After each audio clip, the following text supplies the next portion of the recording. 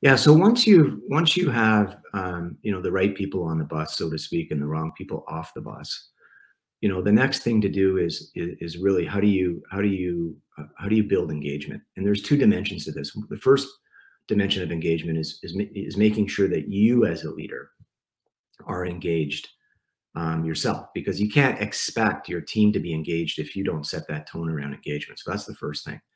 And in my coaching with a lot of executives, what I try to do with them is teach them about how critical it is around to manage energy. And it's all about engagement. Personal engagement is all about making sure that you manage energy to be at your peak performance when you need to be at your peak performance.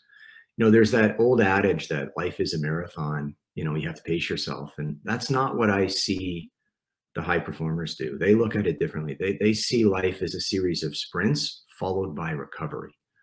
So they're very good at driving hard when they need to drive hard. That expends a lot of energy, and then they recover. They rebuild their energy reserves by staying healthy, staying fit, by getting good night's sleep, by rituals which allow them to be at their best when they need to be at their best. So that's one side of engagement for leaders. The other side is, I think to be the best leader, you have to learn and become very skilled at how to build a high performance team. And so you need a model for a high performance team. In the book, I describe one that I've used in my coaching. Lencioni has a great model. Vince, you've done some really great work around accountability and team models, which are very, very powerful for leaders. What I say to leaders is pick a model you're comfortable with, and then learn it, master it, and then use it, right? And make your team stronger every 6 months than it is today. And so the other dimension of engagement that I've learned in coaching is that often when you look at the analytics around engagement as sort of the fuel for performance, the number one driver is often around personal growth and development.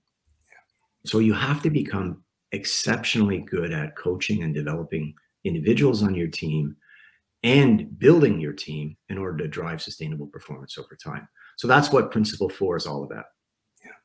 Yeah, and what's great about the principle is, as you start, as you stated, is helping leaders understand, and I think some, in my experience, underestimate how important the tone they set personally is.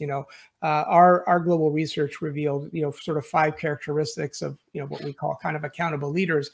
And one of them is demonstrating optimism and being excited about the future. And, if you have a leader who isn't optimistic or isn't excited about the future, your team feeds off of that versus, optimism, positivity, a can-do kind of attitude. And to me, that's tied directly to some of the themes you talk about. Oh, it's just so true. And, we all know a great leader when we've see one, or where we've been led by one. Yeah. And one of the beautiful things about life is you can learn from the best of the best, and you can learn from those who aren't the best. Yeah. And this tone that you're talking about that leaders set in a team environment is hugely powerful, right?